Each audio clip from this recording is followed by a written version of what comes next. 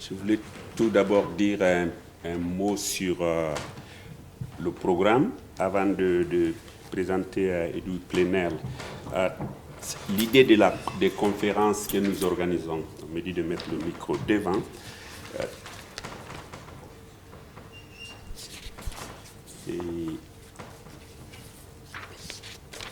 Donc, l'idée en général, c'est Nicole et moi-même, on s'est rencontrés plusieurs fois. C'est Nicole et Edoui, et aussi aux États-Unis, et puis à la Martinique avec Sylvie.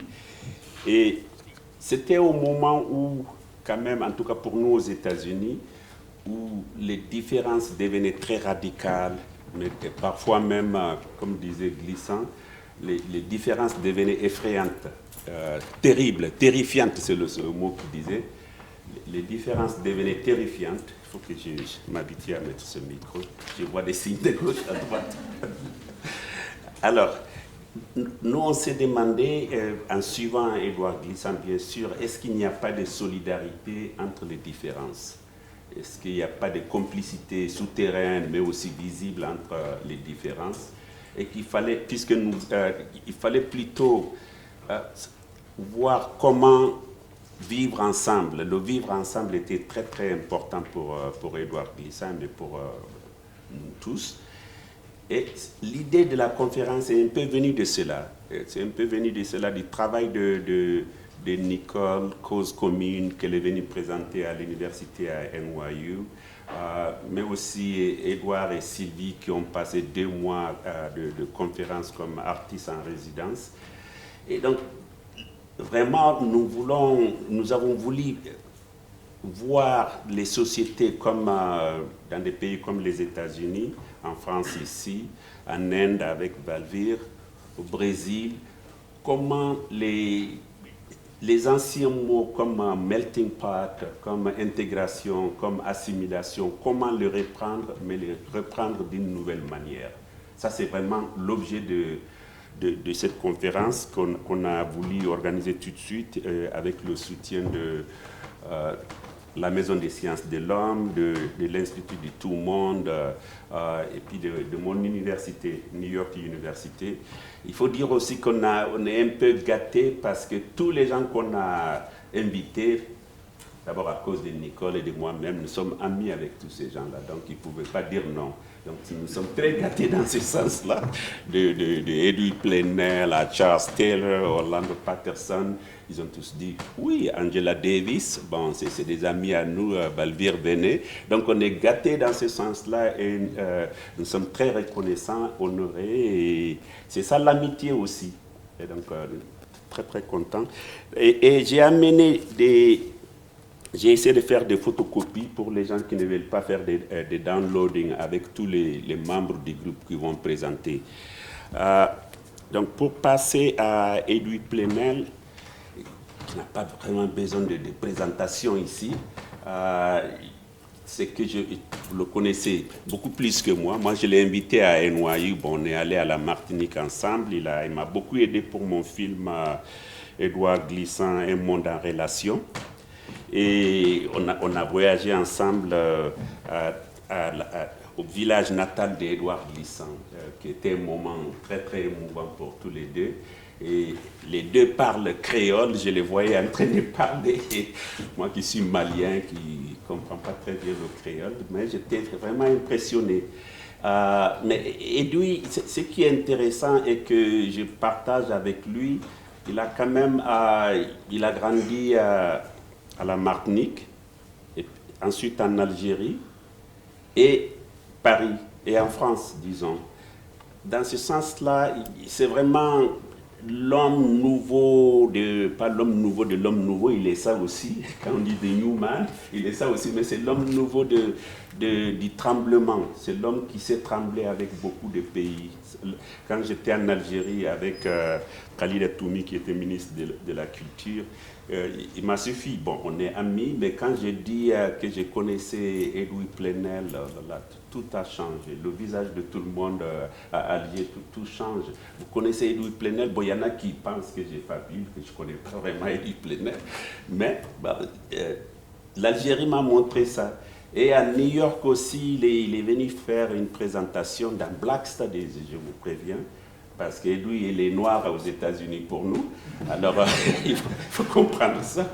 Il est venu faire, je l'ai invité pour faire une conférence dans Black Studies, où il a parlé de la révolution numérique. Et là, ça m'a beaucoup... Le soutien était de tel que tous les francophones de New York ont finalement compris que pour faire venir les Français de la France à New York, il fallait pas aller au département des Français. On pouvait aller dans un autre département pour rencontrer les Français de New York. Et Glissant, c'était la même chose, Nicole, c'était la même chose. Et donc, je partage, générationnellement, je partage cette manière de trembler avec les autres cultures, avec Edoui, mais aussi avec Édouard Glissant. Je partage avec lui aussi le fait de grandir dans les années 60, dans les années ainsi de suite avec Edoui, et donc je sens sa sensibilité. C'est vraiment un homme qui est là, il est venu, on n'a pas le monde qu'on aurait dit mobilisé. Il dit, ça fait rien, on y va. Et donc, j'apprécie beaucoup ce que tu fais pour le monde, pour nous, et il faut continuer. Lui, on a besoin de toi. Merci beaucoup. Et c'est-à-dire que je voulais aussi vous parler un peu. Il est pressé, il veut venir parler. Mais je voulais aussi vous dire que, au moins, parce que j'ai amené une présentation, j'ai préféré improviser, que Edoui est auteur de plus de 20 livres. Et dans les derniers Dire non, et pour les musulmans, la troisième équipe, Souvenir de l'affaire Greenpeace, et puis Dire nous. Et ce qui est passionnant, c'est de voir le Dire non et Dire nous ensemble dans notre titre. Parce que c'est deux radicalités qu'on va mettre qui va mettre ensemble. Et ça, c'est très, très important. Moi, j'étais très passionné par le titre dans ce sens-là. Merci beaucoup, Edoui, d'avoir accepté notre présentation.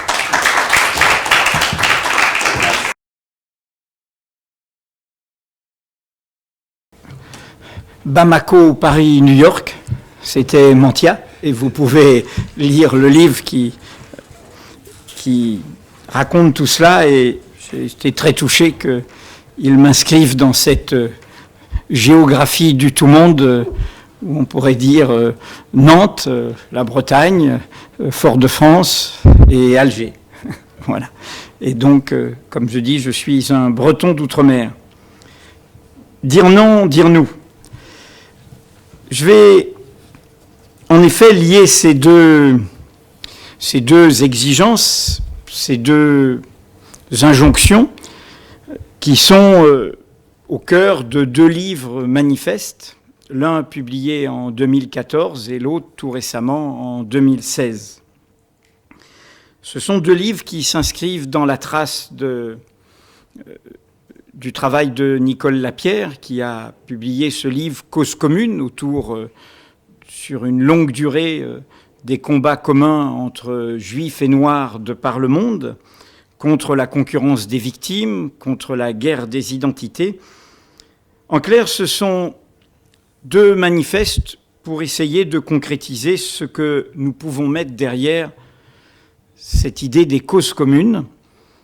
Et faisant trait d'union entre ces deux manifestes, il y a cet autre livre, Pour les musulmans, qui va être traduit en anglais au mois de juin chez Verso à Londres, qui est une façon de mettre en pratique ce qui était aussi au cœur du propos de ce livre de Nicole Lapierre, Cause commune, et du suivant, Sauf qui peut la vie aussi, qui est cette question de l'empathie.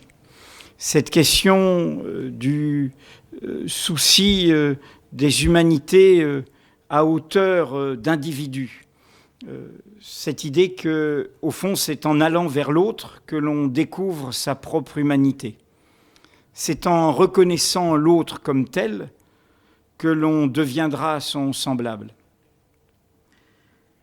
Alors, pour introduire ce dire non, dire nous, je voudrais partir d'une citation d'Aimé Césaire, que d'ailleurs Édouard Glissant avait mis en exergue, puisqu'il s'agit de lutter, il s'agit de combattre, il s'agit de s'élever tous ensemble, qu'il avait mis en partie au début de ce manifeste pour les produits de haute nécessité, publié avec d'autres au moment du grand mouvement social qui avait ébranlé la Martinique et la Guadeloupe, et un petit peu la Guyane, mais surtout la Martinique et la Guadeloupe, contre la profitation, qui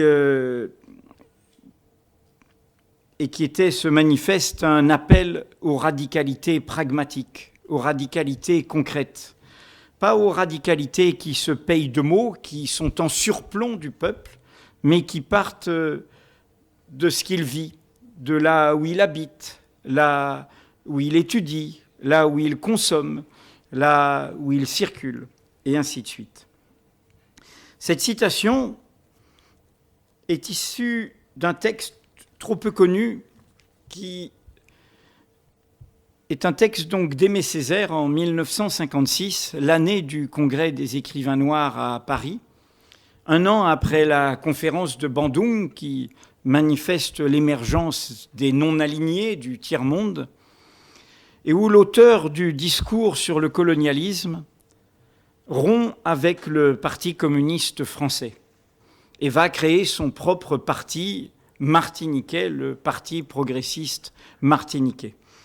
Il ne va plus être dépendant du grand frère communiste français de la, entre guillemets, métropole. C'est une lettre à Maurice Thorez, le leader de ce parti à l'époque, qui évidemment a en son cœur les traumatismes que vit à ce moment-là le mouvement communiste mondial, en l'occurrence le rapport Khrouchtchev, le début de la déstalinisation, qui au fond n'ira jamais jusqu'au bout, puisque l'Union soviétique devra finalement en mourir, et donc de cet ébranlement de toutes les espérances progressistes qui s'étaient identifiées à l'Union soviétique.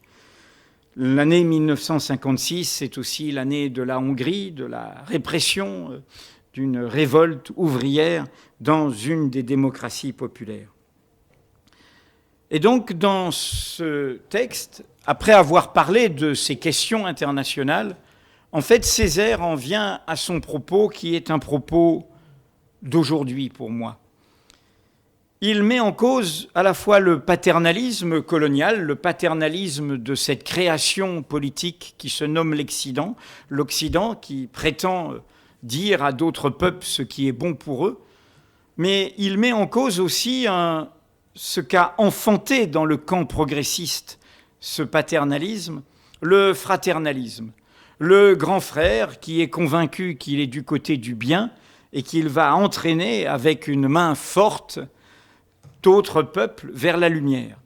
Ce grand frère, ce sont toujours les avant-gardes autoproclamés, ceux qui sont en somme des professionnels de l'émancipation, ceux qui s'adressent à une partie du peuple pour le conduire là où il pense qu'il doit aller, plutôt que de le laisser faire son chemin, inventer son propre chemin. Et donc Césaire dit « Le monde est dans l'impasse ».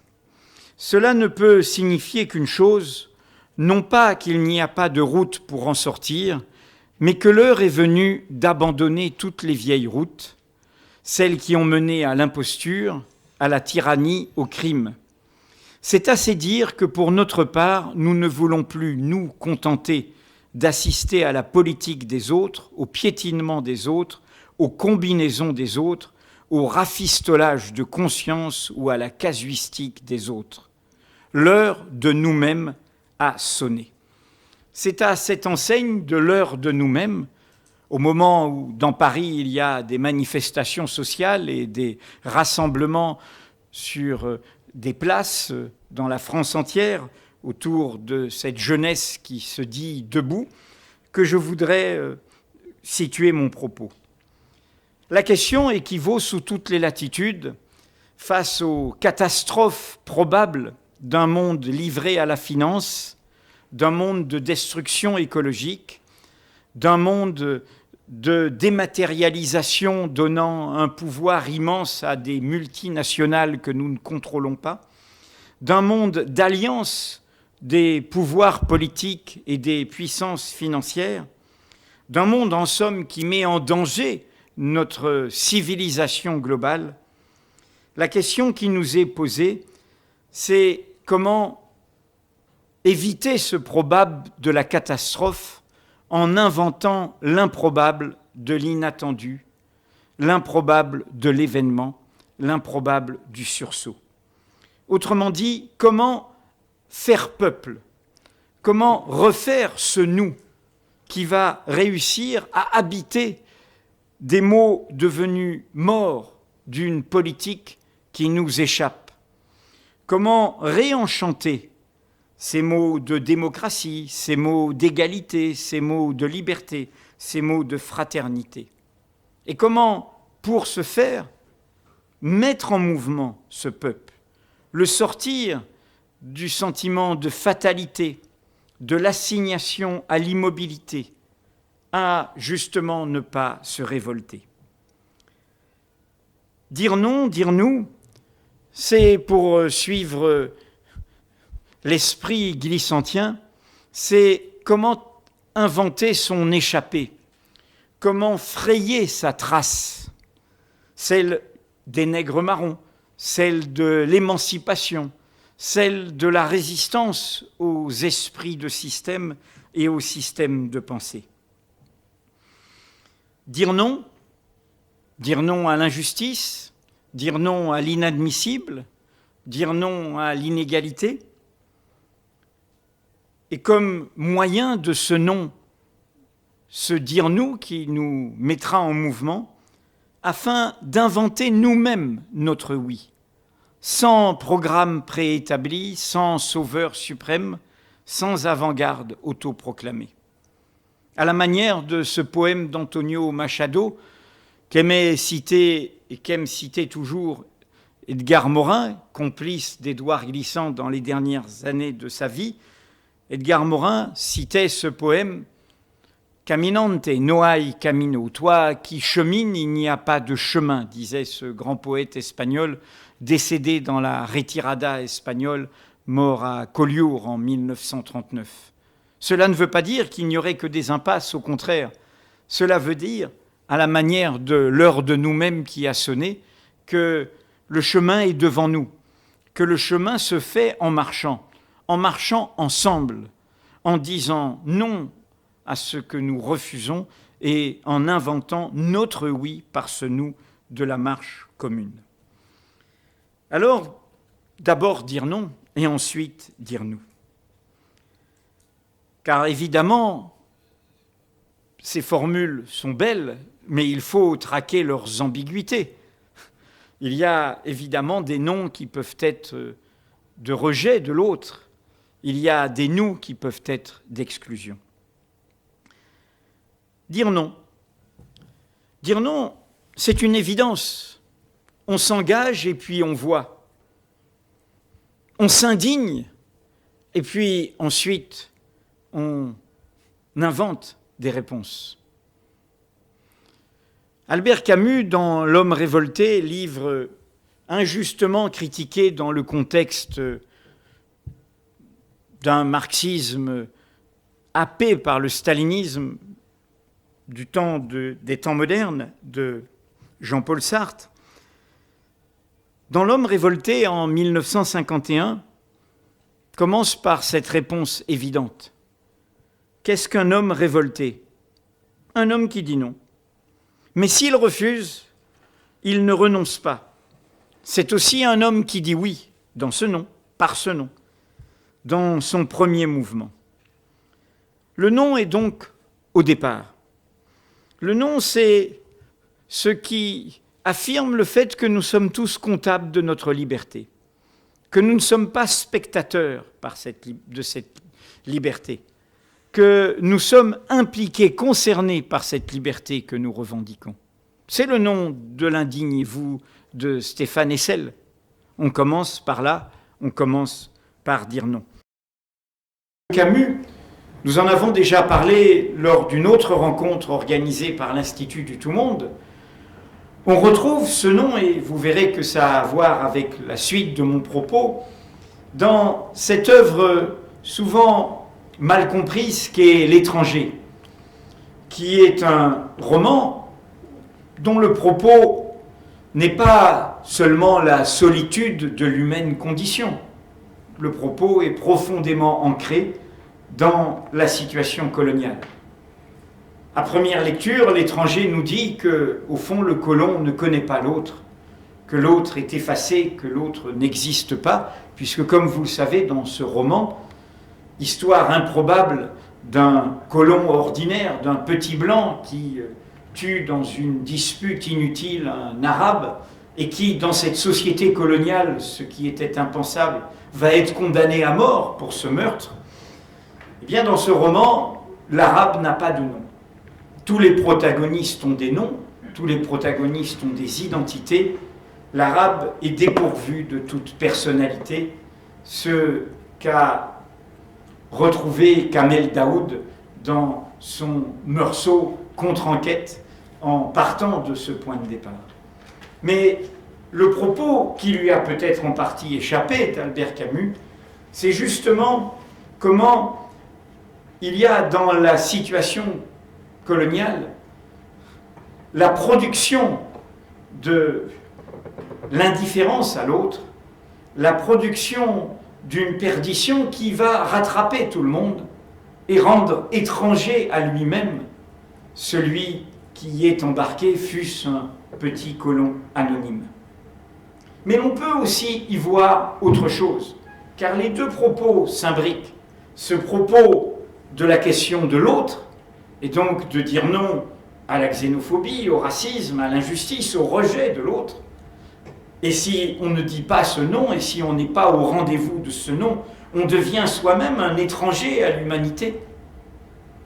Mais il y a aussi, qui recouvre ce propos, cette idée, car c'est le sort de ce Meursault qui finalement est rejeté, n'appartient pas, se met à l'écart lui-même, qui est d'être réfractaire à toute appartenance, de ne pas être dedans, y compris dans ce qui est le plus proche de soi. Ce qu'un auteur de théâtre français, proche d'Albert Camus et qui vit toujours, Michel Vinavert, traduira dans un roman par l'idée de l'objection. Son premier roman, ce sera L'Objecteur. L'homme libre est d'abord un homme qui objecte.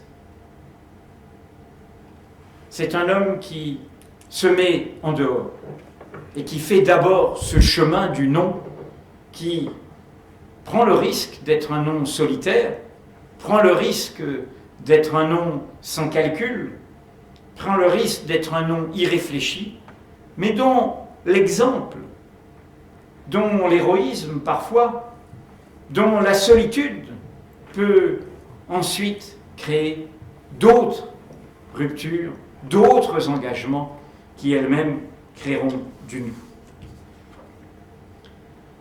J'ai cité tout à l'heure Jean-Paul Sartre, qui, avec Maurice Merleau-Ponty à l'époque, avait été très injuste avec l'homme révolté, vu comme trop individualiste et pas assez du côté des engagements collectifs qui, pour Sartre à l'époque, étaient ceux de compagnons de route du Parti communiste. Mais l'on retrouve, pour approfondir cette question de notre nom, on retrouve ce chemin quand Sartre va faire son essai autobiographique que vous connaissez sans doute les mots, ce livre qui se termine par cette phrase « Tout homme fait de tous les hommes et qui les vaut tous et que vaut n'importe qui ». Quand il est interrogé en 1964 sur ce livre dans un entretien au Monde, il y a un malentendu qui s'est installé. Parce que l'éloge de la belle littérature de ce livre étouffait la vérité dissidente qu'avait voulu affirmer son auteur. Le livre rencontre un gros succès, on redécouvre un Sartre qui est d'abord littéraire, qui semble loin de ses engagements qui l'éloignaient au fond du monde convenu, du monde installé. Et donc on louange comme si un écrivain rentrait dans le rang. Et du coup, Sartre fait une mise au point. On a besoin de se confronter à qui vous conteste. J'ai souvent pensé contre moi-même, et j'écris dans les mots. Cette phrase-là non plus n'a pas été comprise. On y a vu un aveu de masochisme. Mais c'est ainsi qu'il faut penser, se soulever contre tout ce qu'on peut avoir d'inculqué en soi. Alors, la journaliste lui dit, mais quand même, malaise, mise en cause, contestation, révolte, authenticité, libération, vous n'avez pas tellement changé. Réponse très glissantienne de Sartre. J'ai changé comme tout le monde, à l'intérieur d'une permanence. La permanence, pour moi, des émancipations, des pensées de liberté, c'est se penser contre. Mais se penser contre qui n'est pas un penser contre de bonne conscience, où l'on serait, au fond, toujours du bon côté, mais qui est aussi un penser contre qui nous met en branle nous-mêmes, qui nous bouscule nous-mêmes, qui nous déplace nous-mêmes, qui nous met en cause dans nos certitudes, dans nos préjugés, dans ce que nous croyons être nos évidences. Ce n'est pas le propos, mais on rejoint là évidemment le métier dont j'ai fait un engagement, le journalisme. Cette idée qu'un journaliste qui est en possession de faits véritables, d'informations véritables, est un réformateur beaucoup plus efficace qu'un éditorialiste qui tonne depuis sa chair, aussi éloquent soit-il. Car ces faits vont nous bousculer, vont nous déranger, vont nous obliger à voir des réalités que nous ne voulions pas voir en face.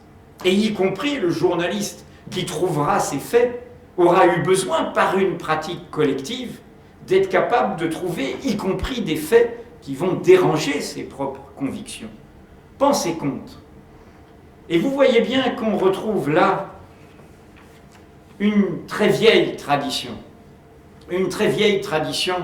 contemporaine de ce premier homme qui dira « je » en disant « nous », et qui dira non, lui aussi, à des barbaries contemporaines. Je parle évidemment de Montaigne et de ses essais. Quand Montaigne écrit les essais, quand il y a cet événement d'un homme qui parle comme un spécimen ordinaire de l'humaine condition et qui parle de sa vie quotidienne à la première personne, qui donc affirme cette émancipation du jeu et de sa liberté, comme vous le savez, ces essais ont pour déclencheur, au départ, cette amitié non pas brisée, mais interrompue par la mort avec Étienne de la Boétie. Et au cœur du projet initial des essais, il y a pour Montaigne de donner vie à ce manifeste écrit au XVIe siècle par Étienne de la Boétie, très jeune, le traité de la servitude volontaire. Ce traité de la servitude volontaire, qui est un texte d'une jeunesse inouïe, qui nous dit, au fond, bien des siècles avant le « indignez-vous » d'Essel ou ce qui nous rassemble aujourd'hui, ou toutes sortes autres manifestes d'appel à prendre nos responsabilités. Ce propos d'Étienne de la Boétie, c'est de nous interpeller, de dire que nous sommes comptables de notre servitude. Comment se fait-il que nous acceptions d'être sous la dépendance d'un seul, le grand un du pouvoir, le grand un des simplifications dominatrices, le grand un des verticalités, le grand un des uniformités, le grand un des suivismes, et de fait, contre la servitude volontaire de la Boétie, quand il circulera ensuite sous le manteau, notamment dans la défense de minorités religieuses opprimées, sera nommé, dans un résumé saisissant, le contre un, avec une apostrophe au contre supprimant le E, contre un, ce grand un, du pouvoir monarchique en l'occurrence, mais ce pourrait être aussi du pouvoir de droit divin, ce pourrait être le grand un de la nation, le grand un du parti, le grand un qui fait les majorités oppressantes, les majorités intolérantes, les majorités refusant en elles-mêmes la pluralité. Et donc, dans ce penser contre, on retrouve cette éternelle question de comment secouer, comme on secouerait un manteau de poussière, cette injonction permanente à devenir spectateur de nos propres vies, à ne plus en être acteur et de ce fait à être en servitude. Mon dire non s'inscrit dans toute cette lignée. Simplement, il a essayé de rencontrer notre présent en partant d'une citation d'un intellectuel italien, Antonio Gramsci, mort de sa détention sous le régime de Mussolini. Antonio Gramsci, en 1930, au moment de la précédente grande crise économique, la suivante est celle que nous vivons depuis 2008, a eu cette formule que vous entendez parfois comme une vulgate dans les médias. La crise, c'est quand le vieux monde est en train de mourir, ne veut pas mourir, s'accroche, tarde à mourir, alors que sa mort va être inéluctable. Et de l'autre côté, quand le nouveau monde, qui est en train de naître, a du mal à émerger, a du mal à s'imposer. La crise, c'est le vieux qui tarde à mourir et le neuf qui tarde à naître. Cette tension d'un monde qui finit et d'un nouveau monde qui arrive. Mais la citation, et c'était le point de départ donc de ma réflexion, est tronquée. Le vrai propos de Gramsci, c'est la suite. La crise, c'est ce vieux qui a du mal à mourir, ce neuf qui a du mal à naître. Deux points. Dans cet entre-deux, dans cet intervalle, écrit Gramsci, surgissent les phénomènes morbides les plus variés. Ce qu'une traduction plus littéraire, plus poétique, a résumé en disant « dans cet entre-deux surgissent les monstres ». L'espérance piétine. Il y a d'une macération, il y a une exaspération, il y a une aigreur entre ce vieux qui nous oppresse toujours, mais qui s'impose, qui s'accroche, et ce neuf qui a du mal à émerger. Et donc, il y a une course de vitesse avec les monstres. Les monstres de l'espérance qui piétinent et qui, du coup, se sent victime, passe du côté, retourne contre elle, pourrait-on dire, ses espérances. Les monstres, en somme, de la haine, de la peur, les monstres de la guerre de tous contre tous, le monstre du repli sur soi, sur son identité, sur sa croyance, sur son origine, le monstre du rejet de l'autre, essentialisé, réduit à sa naissance, à son origine, à sa couleur de peau, à sa croyance. Les monstres de ceux qui désignent des boucs émissaires. Le monstre de ceux qui, à force de voir leur espérance piétiner, se vengent sur d'autres, prennent ce chemin de raccourci, où ils veulent assouvir leur colère en supprimant d'autres, parce qu'ils sont nés quelque chose, parce qu'ils sont autres, parce qu'ils sont différents. J'ai écrit cette mise en garde sur cette course de vitesse contre les monstres en 2014. En 2015, nous avons été servis.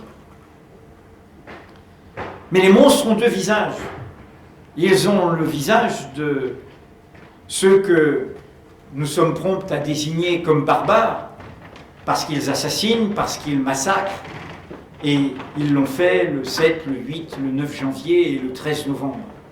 Mais il y a d'autres monstres qui ne portent pas de Kalachnikov, qui ne viennent pas armés par une idéologie totalitaire se réclamant indûment de l'islam, qui, répondant à ces monstres-là, dans leur costume cravate autrement présentable,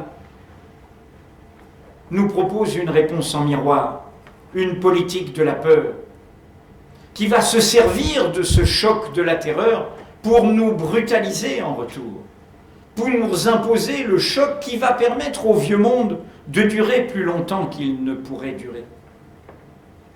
Cette politique de la peur expérimentée aux États-Unis en 2001, celle des néoconservateurs qui n'ont pas de frontières partisanes ni de frontières nationales et qui a gagné une partie de notre champ politique ici en France. Ayez peur et je m'occupe du reste.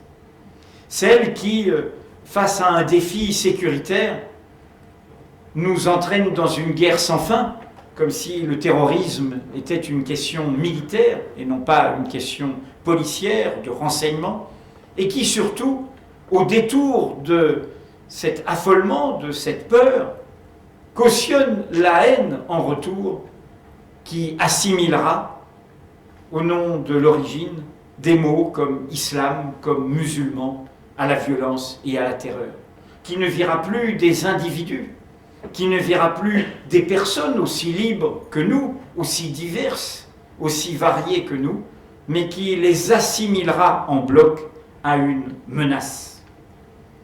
Djihad, croisade. Et c'est dans cette course entre ces deux variantes que se joue le fait pour nous d'éviter ou non l'abîme dans lequel elle nous entraîne.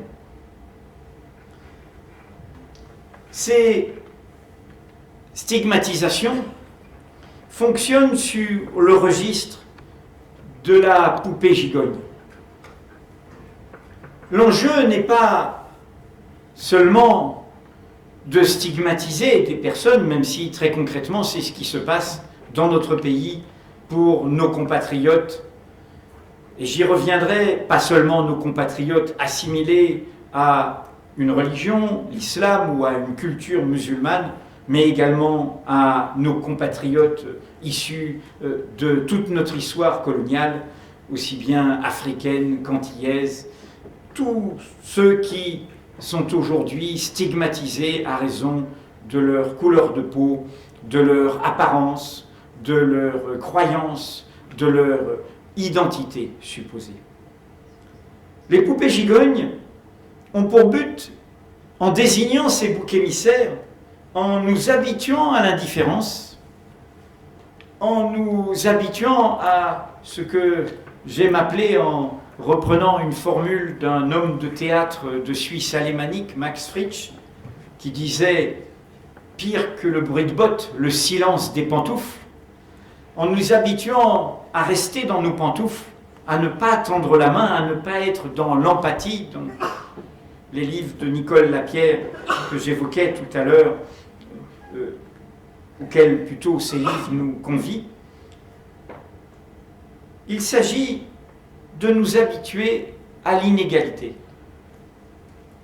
Il s'agit de nous instiller une culture de l'inégalité.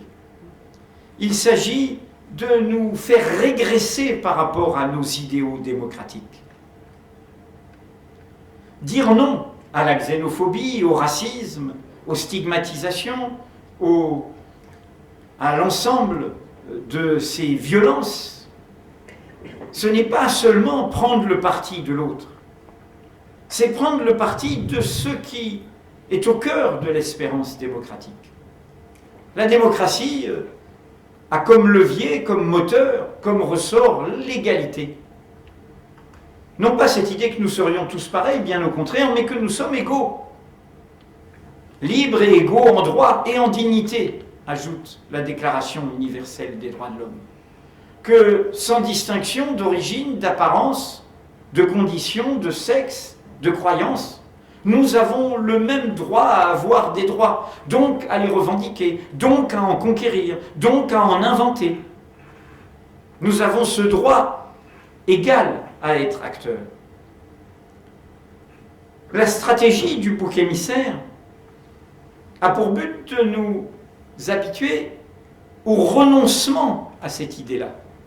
À partir du moment où l'on essentialise une partie de nos peuples, et encore une fois, cela ne vaut pas que chez nous, et toute nation peut être tentée par ce piège, on en vient à penser qu'une partie du peuple est supérieure à cette autre partie, qu'elle est supérieure par naissance, par apparence, par condition, par culture, par croyance, par identité. En clair, qu'il y a des identités supérieures à d'autres, des croyances supérieures à d'autres, des religions, des naissances supérieures à d'autres, des civilisations supérieures à d'autres, des cultures supérieures à d'autres. Et là, nous retrouvons quoi? Eh bien, ce qui a été, de façon constante, sous toutes les latitudes, le propos de toutes les extrêmes droites, de toutes les forces intellectuelles et politiques qui refusent cette idée de l'égalité naturelle, de toutes les forces réactionnaires, conservatrices, qui pensent que nous sommes inégaux naturellement, que les hommes sont supérieurs aux femmes, que les catholiques sont supérieurs aux musulmans, aux protestants et aux juifs, que les blancs sont supérieurs aux noirs, et ainsi de suite. Quand j'ai écrit pour les musulmans, c'était pour expliquer ce dire non. Pour les musulmans, et comme les travaux pratiques de se dire non. Il ne parle pas de l'islam ni des musulmans, il parle de nous. Il aurait pu s'appeler pour la France, pour les minorités, pour l'égalité. Et ce livre, son ressort, c'était de faire écho au premier sursaut d'un moment décisif dans l'histoire de France, qui est un de ces moments où la France rencontre l'universel. Aucune nation n'est propriétaire de l'universel. Comme disait Édouard Glissant, il n'y a que de l'universalisable, ce que nous partagerons. Mais il n'aimait pas ce mot d'universel pour cela, parce qu'il donnait ce sentiment que certains pouvaient être propriétaires de l'universel. Il n'y a que ce que nous fabriquons dans la circulation et dans le partage qui crée de l'universalisable entre nous. Et donc c'était un écho à ce Pour les Juifs d'Émile Zola, qui fut son premier texte 20 mois avant le fameux J'accuse, qui marquera son engagement dans l'affaire Dreyfus pour l'innocence du capitaine Dreyfus. C'est une histoire exceptionnelle des causes communes. Un homme qui est un officier, qui est un bourgeois, qui est un peu hautain et qui en plus est juif, est accusé d'être un espion. C'est un complot de l'état-major, les documents sont faux, on utilise l'antisémitisme pour brutaliser la République naissante. Mais le sort de cet individu ne concerne pas grand monde. Et là, il y aura ce sursaut de ceux qui diront « les droits d'un seul mettent en cause les libertés de tous ». Il y aura ce sursaut d'aller dire au mouvement socialiste qui disait « mais on n'en a rien à faire de ce bourgeois, de cette culotte de peau, de ce militaire ». Et en plus, le racisme n'ayant pas de frontières, y compris sociales, et en plus, il est juif. Les juifs, c'est la banque, c'est l'argent, le préjugé sur vieux fond d'anti-judaïsme chrétien. Donc on ne va pas s'intéresser à cet homme. Et il y aura ce sursaut magnifique de la cause de Dreyfus, qui sauvera la République. Sursaut qui rejoint cette question des causes communes aujourd'hui. Il y a eu en Grande-Bretagne, il y a 2 ans, un film du cinéma social britannique sur une histoire vraie, c'est au début des années 80, quand il y a la grande grève des mineurs qui va être battue par Margaret Thatcher. Les principaux bastions ouvriers sont en grève. Et à l'époque, il y a une législation qui frappe d'autres minorités, en l'occurrence les homosexuels, les gays et les lesbiennes. une criminalisation en dessous d'un certain âge du fait d'aimer quelqu'un qui a le même sexe que soi. Et il y a un groupe de ces activistes gays et lesbiennes qui, voyant que la police ne les embête plus, se dit « mais si la police ne nous embête plus, c'est parce qu'elle va embêter les mineurs, les grévistes. Donc on est concerné. » Alors, certains disent « mais tu es fou » à celui qui voulait faire cela. « Tu es fou, tu t'es pas fait tabasser dans une banlieue ouvrière, traité de sale pédé, de sale gouine, de tapette, et ainsi de suite. » Et néanmoins, ils se convainquent, et néanmoins, ils rencontrent des syndicalistes du Pays de Galles, sans aucun préjugé, qui les accueillent, notamment les femmes de mineurs, et ils font chemin ensemble, tout en bousculant, car ce n'allait pas de soi, les préjugés des deux côtés. En considérant qu'au fond, ils avaient rendez-vous avec eux-mêmes, eux qui étaient victimes de législation homophobe, en s'occupant de cette cause ouvrière. Et je vous raconte la fin de l'histoire qui est superbe, puisque c'est les années 80, années de l'offensive ultralibérale, de l'argent, il y a la Gay Pride, les mineurs ont été vaincus, mais la plus grande caisse d'aide aux mineurs sera la caisse de ce comité qui va collecter le plus grand montant d'argent, Lesbian and Gay Support the Minors. La plus grande somme viendra de cette minorité-là. La Gay Pride a lieu, et les organisateurs de la Gay Pride disent maintenant, on fait la fête, votre politique de soutien aux mineurs, restez à la fin du cortège. Et là, ce petit groupe voit arriver une petite camionnette. Tiens, c'est les copains mineurs des Pays de Galles qui viennent nous dire merci. Et puis tout d'un coup, ils voient arriver un quart, 2 quarts, 3 quarts, 4 quarts. Toute la fédération des mineurs, les trade unions des mineurs britanniques venaient à la Gay Pride. Les gros bras avec leurs préjugés aussi, et qui venaient les remercier. Et c'est eux qui vont faire tomber, en faisant bataille au sein du Parti travailliste, la législation homophobe. Et c'est là qu'on a une scène qui rejoint tout le propos des causes communes, où le syndicaliste du Pays de Galles, les autres lui disent « quand même, toi tu as eu aucun doute, tu t'es posé aucune question, tu as été dans les boîtes un peu cuir, un peu spéciales avec nous, ça t'a jamais posé de problème. » Et avec un accent du Pays de Galles que je ne pourrais pas imiter, le mineur dit « non, tu sais, il n'y a pas de problème, là, au fond du local syndical, il y a un vieux drapeau, c'est au début des luttes pour la journée de travail, pour le repos du dimanche. » C'est l'actualité, le code du travail. Bon, pour tout ça, bon, on le sort que dans les grandes occasions. Et il lui dit « mais tu sais ce qu'il y a ?» Et c'est ça la réponse. Et la réponse, c'est que ce drapeau, il montre deux mains qui se croisent. Deux mains qui peuvent être de sexe, de couleur, de culture, de croyances différentes. C'est ça, les causes communes, c'est ce chemin-là. Alors de Dreyfus aux mineurs et à la cause homosexuelle en passant par pour les musulmans, ce propos, c'est cette idée que ce avec quoi nous avons rendez-vous aujourd'hui, dans ce refus des monstres, c'est cette question posée par toute l'œuvre d'Édouard Glissant de la relation.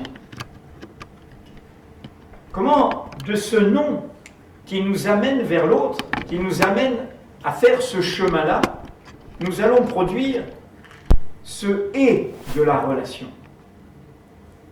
Comment nous allons, en clair, produire du pluriel, du divers.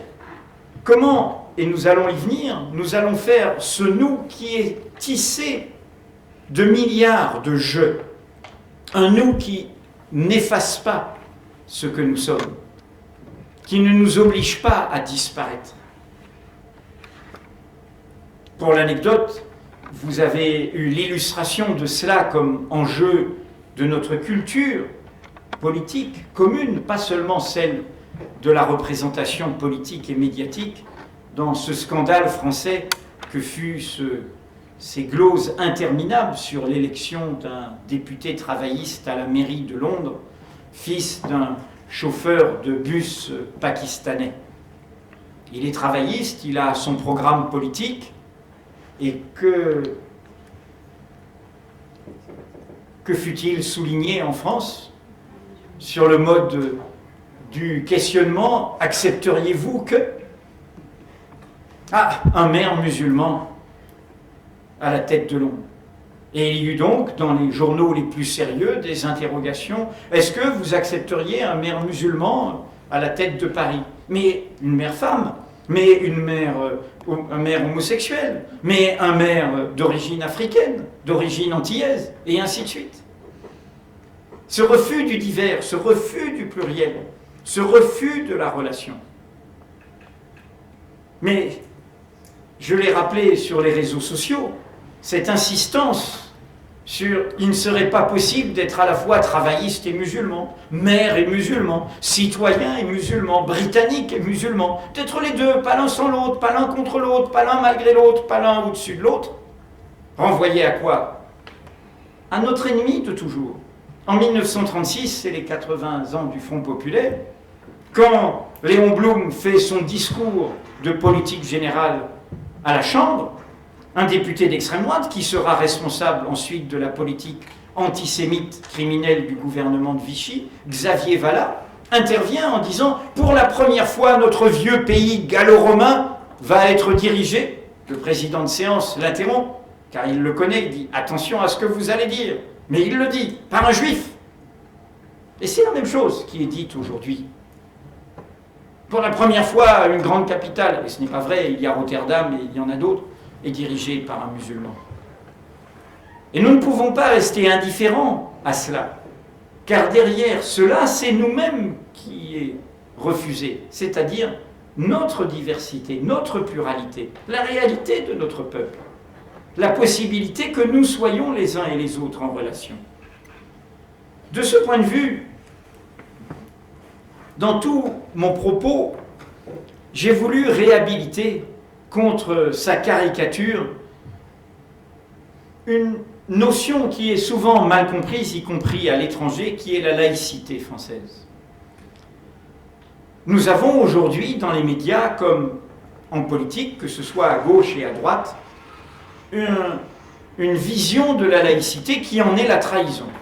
Depuis que l'extrême droite a été au second tour de la présidentielle en 2002, il y a eu une dérive qui s'est manifestée par des rapports où il était écrit sans honte que la laïcité nouvelle qu'il fallait instaurer pouvait être contraire aux droits de l'homme, et c'était assumé en tant que tel par M. François Baroin qui fait aujourd'hui la campagne de Nicolas Sarkozy. Puis cela a produit la loi interdisant le foulard, identifiant une croyance musulmane dans les collèges et les lycées. On dit les signes religieux, mais ce n'était pas la kippa, la croix huguenote ou catholique qui était visée, c'était le foulard.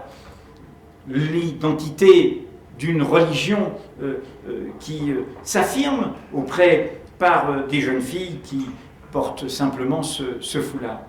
Et donc, nous vivons aujourd'hui, depuis maintenant 15 ans, au rythme de cette exacerbation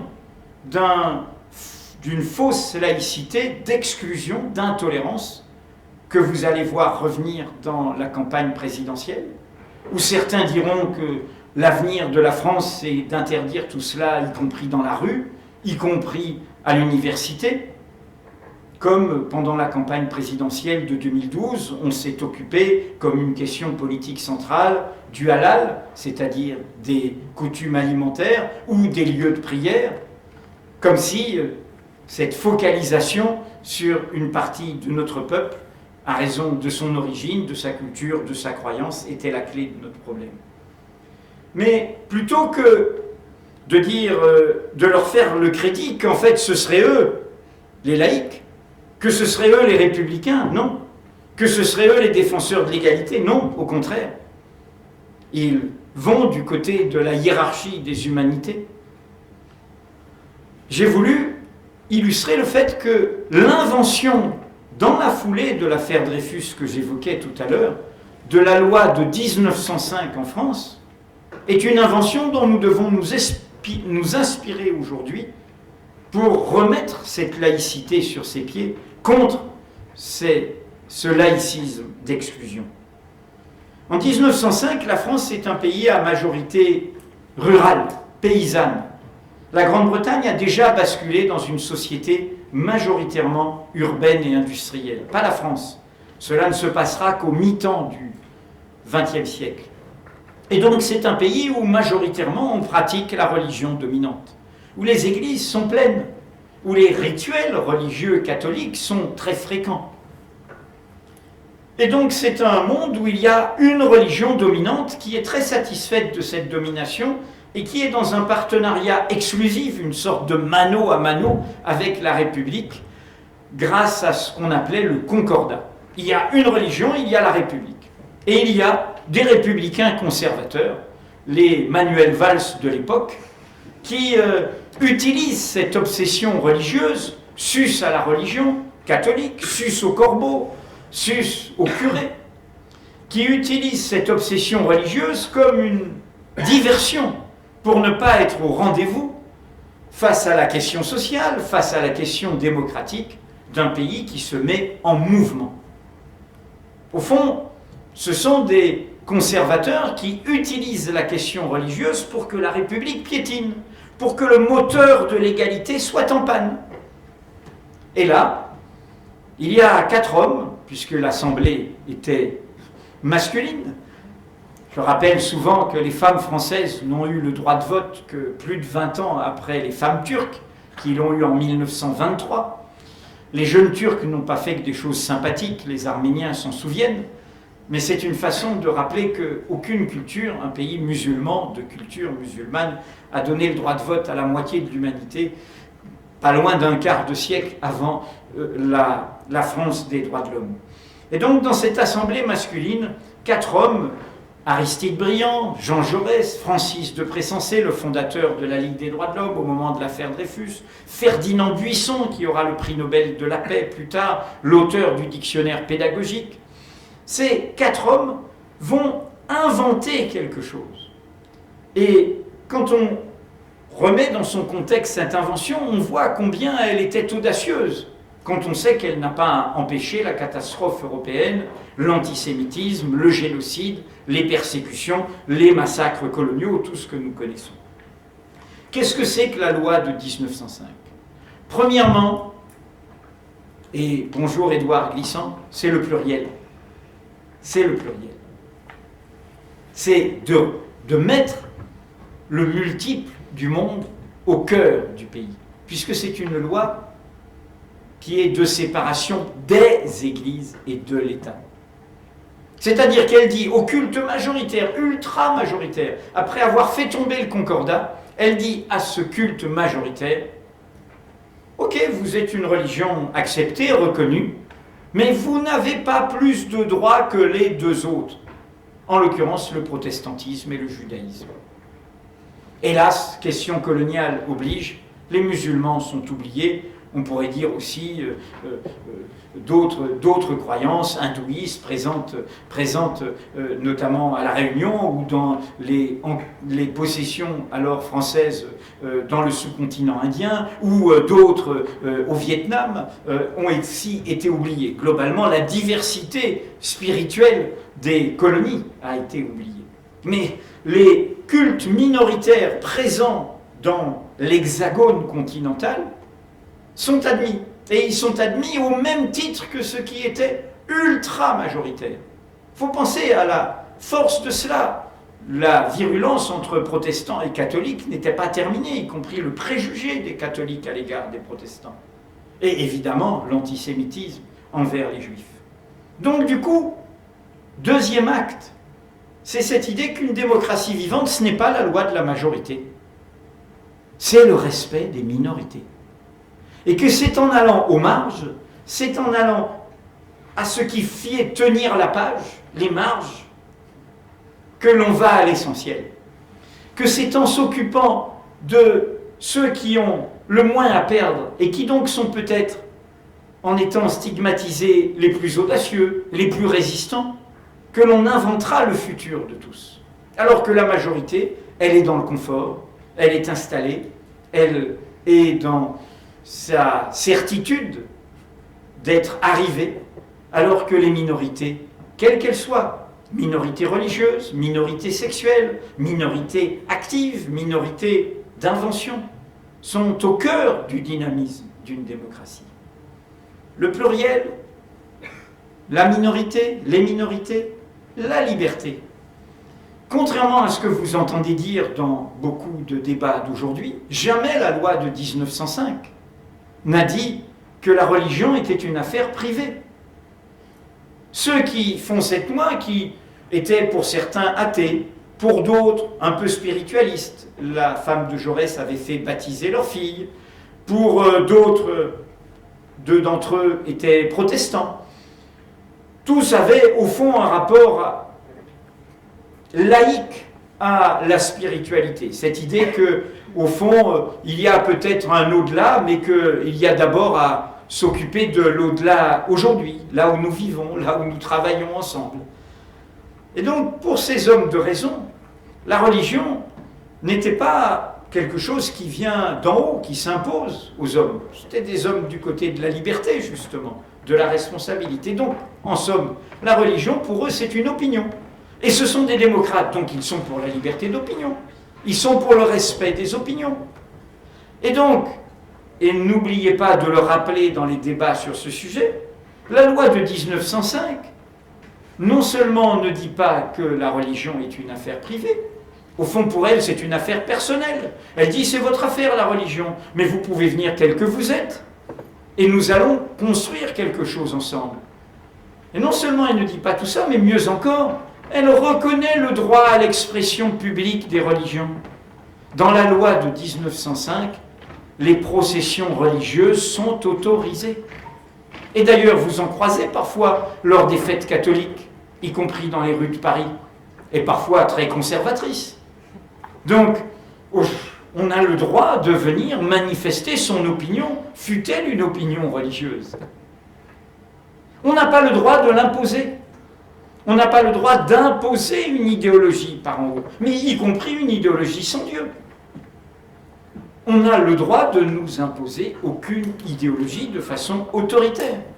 En revanche, nous avons le droit de défendre nos opinions. Ce qui évidemment amène au quatrième point, le pluriel, la minorité, la liberté, l'idée du commun. La laïcité, c'est un chemin. On retrouve notre point de départ. C'est un chemin de laïcisation. Ce n'est pas quelque chose que je vais t'imposer en te demandant de défaire de ce que tu es, de ce que tu as en propre. Je t'invite au banquet commun. Et nous allons voir ensemble ce que nous faisons sur nos droits, sur notre travail, sur notre logement, sur la ville dans laquelle nous habitons, et ainsi de suite, sur les causes communes, ce que nous avons en commun. Et ce chemin de laïcisation a fonctionné pour le culte majoritaire, justement. Que s'est-il passé pour la grande masse du peuple catholique, qui était très populaire? Eh bien, il s'est passé ce chemin de laïcisation où l'on a été accepté comme catholique et où, du coup, certains le sont restés et d'autres se sont défaits de cette croyance. Cela a donné quoi? La jeunesse ouvrière chrétienne, la jeunesse étudiante chrétienne, témoignage chrétien, la CIMAD, service œcuménique d'entraide, autant d'organisations, les prêtres ouvriers, l'abbé Pierre, autant d'organisations qui ont été souvent bien plus au rendez-vous dans les grandes crises morales de notre pays, de l'essentiel, que certains de ceux qui étaient du côté du grand 1. Le grand 1, la République est laïque. Je brandis ma laïcité comme le crucifix du curé face à Satan. Et qui, eux-mêmes, ont capitulé au moment de Vichy en 1940, ont accepté la torture au moment de l'Algérie, alors que tous ces réseaux chrétiens de gauche dont je viens de parler ont été autrement au rendez-vous, notamment des causes des émancipations coloniales, du chemin vers l'autre. Et c'est cela qu'il faut que nous ayons en tête dans les débats d'aujourd'hui, car il y a une montagne à soulever tellement les préjugés se sont installés. Car aujourd'hui, qui est majoritaire dans ce pays? Regardons-nous, peu importe notre nombre. Ceux qui sont majoritaires, c'est ceux qui ne pratiquent pas. Un siècle après, ceux qui sont majoritaires, c'est ceux qui, même s'ils ont un rapport culturel, familial, avec quelques rituels, ne sont pas dans la pratique, se vivent laïques, se vivent dans un chemin de liberté, libérés du dogme religieux. Et du coup, eh bien, la leçon de 1905, c'est que si c'est nous les majoritaires, eh bien, on doit se remettre en cause. On doit penser contre soi-même. On doit faire chemin vers ces minorités pour qu'elles puissent elles-mêmes faire leur chemin. Et qu'il y ait une jeunesse ouvrière musulmane, une jeunesse étudiante musulmane, comme il y en a eu d'autres, comme il y a des associations juives, et qu'on puisse se dire dans ce pays, comme on peut se dire français et catholique, français et protestant, français et juif, français et musulman, pas l'un sans l'autre, pas l'un contre l'autre, pas l'un malgré l'autre, pas l'un au-dessus de l'autre. Je suis un peu long, mais votre écoute m'y incite, et donc je m'aperçois que je parle déjà depuis près d'une heure. Je vais donc conclure en fait en résumant, puisque je l'ai déjà amené, quel était le sens de ce lien entre dire non pour les musulmans pour aboutir à ce dire nous d'aujourd'hui, qui est paru le 3 mars et qui n'en a pas été le déclencheur, évidemment. Il n'y a pas de mentor, bien loin de là, mais qui a rencontré, et pour moi c'est un bonheur, dans la réalité, un peu moins d'une trentaine de jours après, le 31 mars, la mise en mouvement d'une partie encore minoritaire de notre jeunesse autour de ces nuits debout, autour de ce partage, autour de cette relation. En clair, mon dire nous, c'est faire ce nous qui rejette les nous d'exclusion, qui est au fond celui, pour reprendre Édouard, de l'identité-relation contre les identités racines, des identités qui oublient leur radicelle, qui oublient leur rhizome, qui meurent sur pied. Et au fond, comme le disait Édouard, je change, échangeant avec l'autre, sans me perdre ni me dénaturer pour autant. Le regard du Fils, la vision de l'étranger, disait-il, ce dedans, dehors de la relation, du déplacement, qui est pour moi au cœur de ces idéaux d'émancipation, d'égalité entre nous. Et évidemment de cette question démocratique qui est aujourd'hui le levier jeune, ayant retrouvé sa jeunesse, de la question des émancipations. Car il rencontre un imaginaire qui est l'imaginaire objectif de la révolution numérique, et Mantia Piawara y a fait allusion tout à l'heure. Cette idée de la relation, du lien, qui est du partage, de l'horizontalité, de l'autodidaxie permanente, de l'échange permanent, de l'invention, des chemins de hasard que l'on fait sur la toile, et qui renvoie au fond à un imaginaire démocratique qui nous sort de cette vision pauvre de la démocratie, limitée, qui est celle de voter tous les 5 ans pour choisir des représentants. Non, la démocratie, c'est un écosystème outrement complexe que nous devons ressourcer, réenchanter, fait de contre-pouvoirs, fait de délibération, fait de participation, fait de procédures nouvelles. Et c'est ainsi que nous pourrons nous délivrer de ce grand un qui, certes, n'est pas propre à la France, mais qui, dans le cas de la France, est renforcé, décuplé par une culture institutionnelle présidentialiste, bonapartiste, césariste, qui fait que notre vie publique dépend, ce qui est d'un archaïsme insigne, de l'élection d'un seul, du choix d'un seul.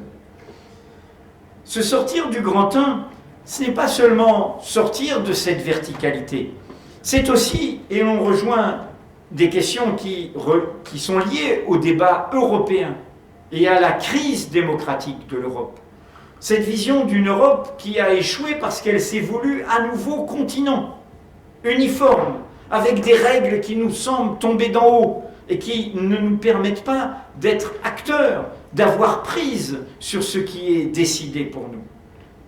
Je le dis, d'en dire nous, pour moi, réenchanter car je pense que nous sommes tous en relation et que le repli des nations les unes sur les autres ne pourrait qu'exacerber des haines, voire des guerres. Et on le voit sur le prix à payer pour les migrants, les réfugiés, tous ceux qui frappent à notre porte et qui ne sont pas accueillis. Plus les nationalismes s'exacerbent, cette Europe, elle devrait avoir l'imaginaire glissantien de l'archipel. Toute île suppose d'autres îles, ou appelle d'autres îles. Et au fond, toute nation en appelle d'autres, mais toute nation est faite de régions qui en appellent d'autres, et toute nation est faite de peuples qui eux-mêmes sont multiples, en l'occurrence sont multiculturels. Et c'est pour cela qu'il faudrait remplacer l'une des formules de la Constitution française qui dit que la République est une et indivisible par le fait qu'elle est une et multiculturelle, qu'elle fait du nous avec la multiplicité, la pluralité de ces jeux. Mais je voudrais juste insister sur un point qui fait écho à ce que rassemble ici avec Mantia Diawara, New York University, la fondation de la Maison des Sciences de l'Homme avec Nicole Lapierre et l'Institut du Tout-Monde avec Sylvie Glissant. C'est que derrière ce grand 1, il y a un levier essentiel, ou plutôt un verrou qu'il faut faire sauter, qui est le grand même. Le grand 1 est indissociable du grand même. Et en l'occurrence de l'actualité, de la permanence, de la pesanteur dans notre pays, en France, de la question coloniale. D'un héritage colonial qui n'est pas un passé mort, qui travaille toujours le vif, et d'autant plus que nous sommes la seule puissance coloniale parmi les anciennes grandes puissances coloniales à avoir gardé des possessions coloniales, à avoir des confettis de l'Empire. La Guyane, la Martinique, la Guadeloupe, la Réunion, Mayotte, la Nouvelle-Calédonie et quelques autres. Nous sommes faits de ces outre-mer qui sont liés à nous, mais qui actualisent en permanence cette question-là. C'est cet imaginaire dont nous avons besoin. On le voit bien. Et il est porté par, au fond, l'œuvre multiforme d'Édouard. C'est l'imaginaire du siècle à venir. Alors pourquoi il bloque chez nous? C'est que la présence de la question coloniale, et j'ai amené un livre qui est une thèse que je vous recommande, c'est une thèse dirigée par Pierre Rosanvallon et qui a été préfacée, il était membre de son jury, par le philosophe Étienne Balibar, de Siliane Larcher, l'autre citoyen. Et c'est une thèse qui met en évidence, c'est une thèse de philosophie et d'histoire, comment la longue durée de la question coloniale a instillé au cœur de notre imaginaire politique, ici même, un universalisme différentialiste, une proclamation abstraite de l'égalité, mais l'idée qu'il y a des citoyens plus égaux que les autres. Ce qui était le cas dans le système colonial, où pour non seulement il y avait des différents collèges, mais là elle étudie ce qui se passe après les émancipations, la fin des esclavages, et comment c'est une citoyenneté reléguée, c'est une citoyenneté de seconde zone. Et donc nous savons au cœur de notre actualité, derrière cet héritage colonial, une citoyenneté qui fonctionne dans et pour l'exclusion. Ce que Siliane Larcher résume, je vais juste vous lire quelques extraits, en soulignant comment il y avait, du point de vue des autorités coloniales et métropolitaines, une citoyenneté politique aux colonies qui constituait d'abord l'objet d'un privilège ou d'un honneur, d'une charge exigeant la loyauté des individus à l'égard de l'État colonial. Vous entendez l'écho de nos discours actuels vis-à-vis de toute une jeunesse, avec ce mot terrible colonial d'assimilation. D'abord, montre patte blanche. D'abord, montre que tu es comme nous. D'abord, efface-toi, perds ce que tu as en propre, si tu veux être un citoyen. Mais je ne t'admets pas comme citoyen spontanément tel que tu es, avec ta couleur de peau, avec ta condition sociale, avec ta croyance, avec ton origine particulière. Cette question, dit-elle, est posée à notre présent démocratique. C'est une invite à réfléchir à l'histoire des ressorts idéologiques de l'externalisation des citoyens, de citoyens mis de seconde zone, dans la France d'aujourd'hui.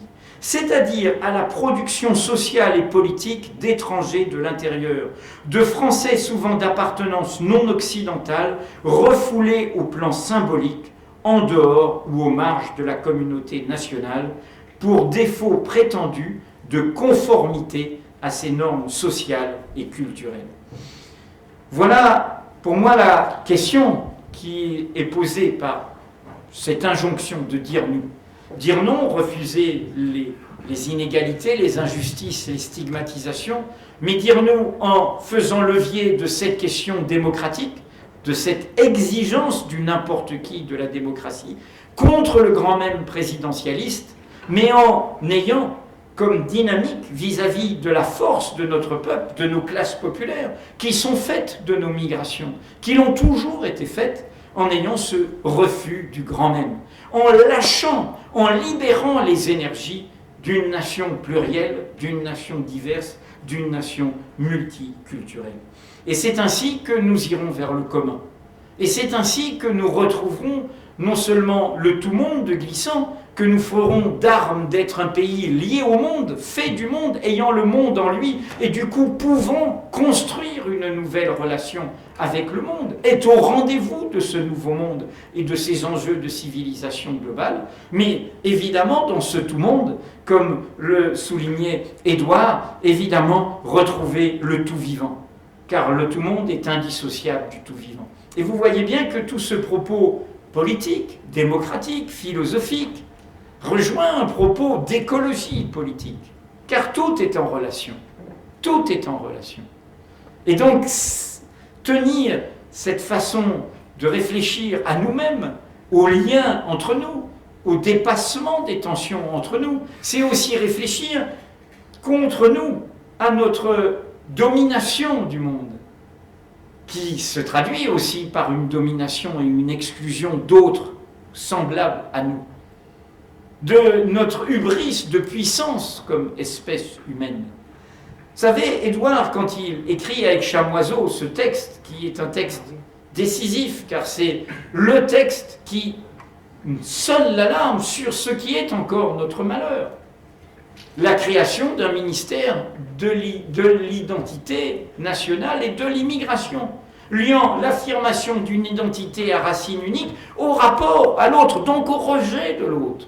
Un ministère mûr, disait Édouard. Tout le contraire de la beauté, ce sont les derniers mots de ce manifeste. Et pour comprendre l'urgence de ce rappel, n'oubliez jamais que ce ministère, qui est au cœur de l'hystérie idéologique libérée par la présidence de Nicolas Sarkozy, fut tenu par qui? Par un transfuge du Parti socialiste, qui y était quelques mois avant, le dénommé Besson. Et donc l'on voit bien que de Sarkozy à Valls, ce n'est pas un hasard s'il y a des continuités. Les murs menacent tout le monde, de l'un et l'autre côté de leur obscurité. Ils achèvent de tarir ce qui s'est desséché sur ce versant du dénuement. Ils achèvent d'aigrir ce qui s'est angoissé sur l'autre versant de l'abondance. La relation à l'autre, à tout l'autre, dans ses présences animales, végétales, il commence par elle, et culturelle et par conséquent humaine, nous indique la part la plus haute, la plus honorable, la plus enrichissante de nous-mêmes que tombent les murs. Voilà, pardon d'avoir été trop long. Merci Édouard, tu es vivant, et merci à vous tous.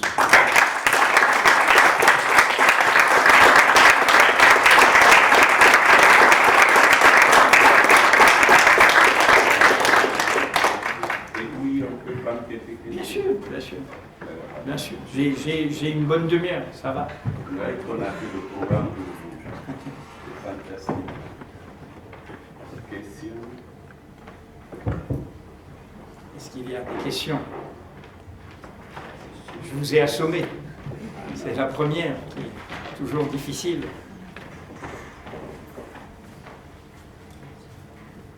Je lance la première question. Vas-y. Vous avez dit qu'il fallait mettre les multiples au cœur de l'État. Et en général, aux États-Unis, quand on a essayé de faire ce multiple au cœur de l'État, aujourd'hui, ça nous donne Donald Trump. C'est un des monstres. Voilà. C'est un des monstres. Ces répercussions, il y a des Soyétais qui pensent qu'il ne fallait pas avoir peur de répercussions, parce que chaque fois qu'on essaie de refaire le monde, il y aura des réactions. Et est-ce que les répercussions qu'on a aujourd'hui avec le Parti socialiste qui prend la place des républicains, ou aux États-Unis, Donald Trump qui veut prendre, Obama est devenu président et tout d'un coup, c'est Donald Trump qui devient célèbre. Est-ce que c'est temporaire ou qu'est-ce que vous pensez? Moi, je pense que c'est le sens de la phrase de Gramsci, c'est qu'il y a une bataille entre le vieux et le neuf, et que le vieux, avant de rendre son dernier mot, de rendre l'âme, il va s'aigrir, il va devenir plus violent, il va devenir plus radical, il va devenir plus identitaire. Il y a un point commun entre...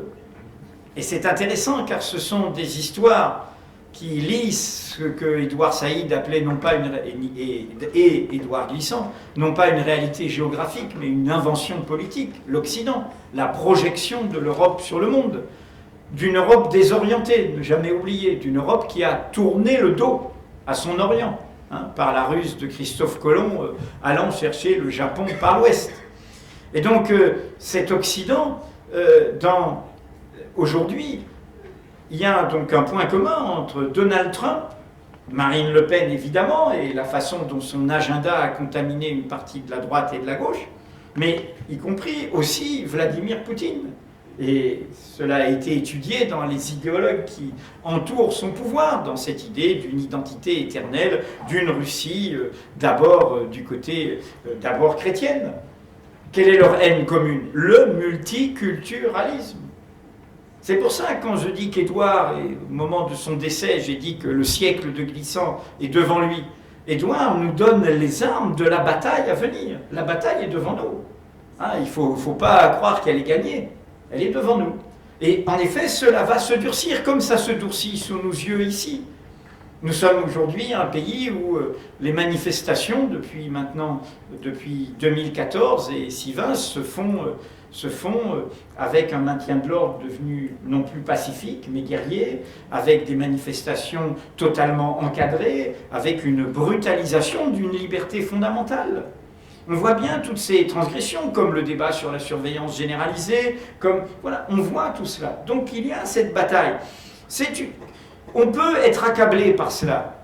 Moi, je dis aux plus jeunes, loin d'être accablé, c'est une chance inouïe. Pourquoi? Mais parce qu'il n'est pas donné à beaucoup de générations de devoir inventer. Les générations, certaines ont répété. Ont répété plus ou moins bien, se sont inscrits dans des chemins déjà existants. Aujourd'hui, si on fait le compte, la jeunesse, elle est face à un défi global, une crise historique du capitalisme qui est illustrée par tout ce que l'on révèle sur les paradis fiscaux, sur la richesse détournée des nations, sur la spéculation d'actionnaires anonymes, etc. Et qui se traduit par une brutalisation du travail, la stratégie du choc, tout ce qu'il y a été déjà décrit, mais une crise historique du point de vue écologique. Nous sommes les premières générations à avoir pris conscience, et c'est récent, que notre espèce se menace elle-même en menaçant le vivant. Mais aussi à cette crise économique, à cette crise écologique, une révolution industrielle dont on a parlé déjà ensemble, qui est la troisième de notre modernité et qui ébranle quelque chose d'aussi essentiel que le rapport au temps et à l'espace. Les crises de notre modernité depuis la fin du XVIIIe siècle se sont toutes accompagnées d'une bataille entre progrès et régression, et régrès, pourrait-on résumer. Et le XVIIIe siècle, vous savez, c'est la machine à vapeur. Et les armées de Napoléon ne vont pas plus vite que les armées de Jules César. Et tout d'un coup, on quitte la campagne, on va à la ville, il y a le télégraphe, il y a la révolution du journal à ses débuts, il y a, minoritaire encore, mais il y a tout d'un coup un rapport qui se modifie entre l'espace et le temps, la circulation des nouvelles et la circulation des hommes. Et avec cette révolution technologique dont le symbole sera en pratique le chemin de fer. Et puis il y a la suivante, l'électricité avec les énergies fossiles, symbole l'avion, l'automobile, et évidemment à ce moment-là nous rentrons dans un monde plus global.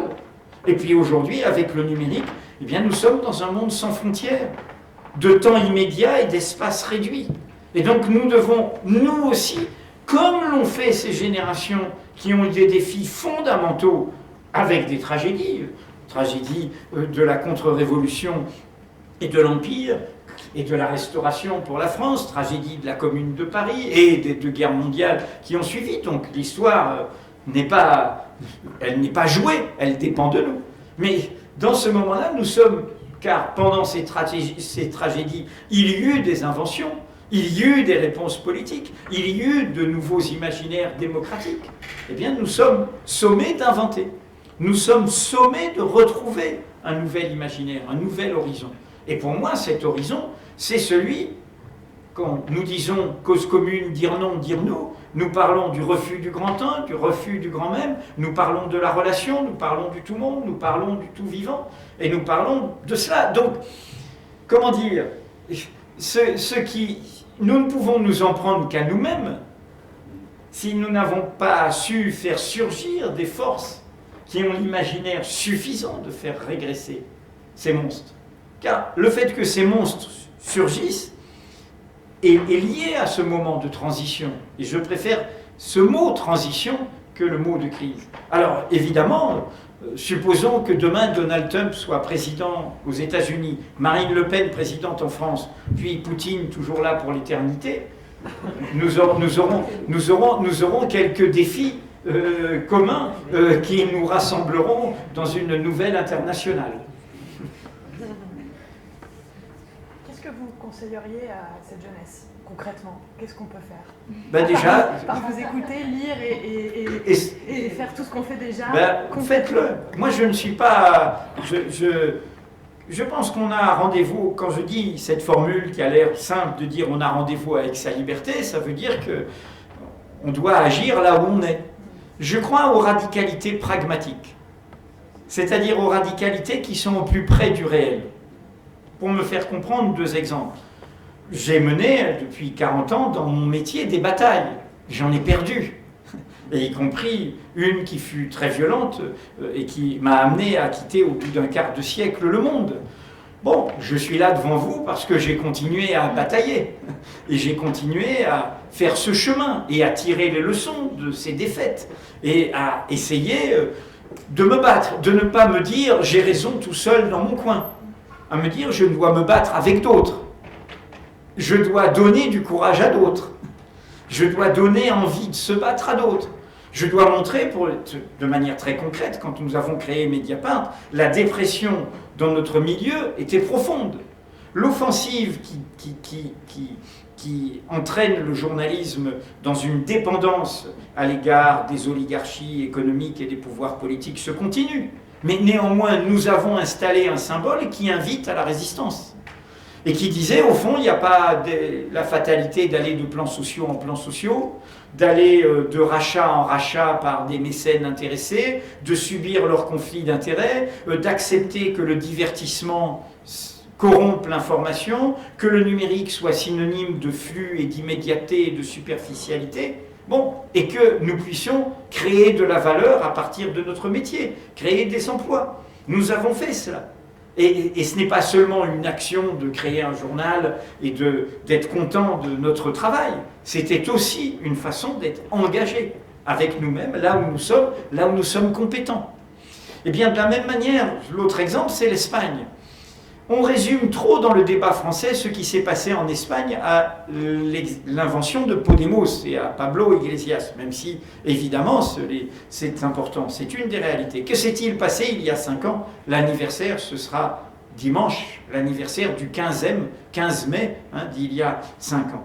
Il s'est passé ce mouvement des indignados, reprenant le manifeste d'Essel. Donc, les idées n'appartiennent à personne. Elles font leur chemin, elles échappent. Ils n'ont pas demandé à Essel de venir leur dire ce qu'il fallait faire. Ils ont pris et ils ont fait leur nous, à leur façon et leur nom. Et dans les indignados, ce qu'on oublie, c'est que non seulement il y a eu ce dire non de l'indignation, mais il y a eu ce dire non qui a suivi des mareas, les marées. Et ça, c'est intéressant parce que les marées, et c'est tout le défi pour moi des Nuits debout aujourd'hui, qui doivent sortir de leur entre-soi, qui doivent se poser le problème de leur élargissement et de leur approfondissement, aussi bien géographique que social, qui doivent aller vers d'autres, ou autrement, il y aura des nécroses minoritaires, il y aura des replis, il y aura des sectarismes, car il faut faire masse. Et ce qui s'est passé en Espagne, c'est ces marées immenses, et qui avaient des couleurs par question sociale, par question sectorielle. Par exemple, pour les jeunes qui, à cause du chômage, venaient travailler à l'étranger, ils sont présents d'ailleurs sur la place de la République, c'est les mareas grenatas, grenat, la couleur grenat. Et donc qui ont fait ce mouvement d'ampleur. Résultat des courses, et c'est ça le pari sur l'improbable, ça a fait quoi? Ça a ébranlé. Ils ont une chance, c'est une monarchie parlementaire. Nous, on est dans une vraie monarchie. Donc, le présidentialisme nous coince. Nous avons un roi et nous ne lui avons toujours pas coupé la tête, en fait.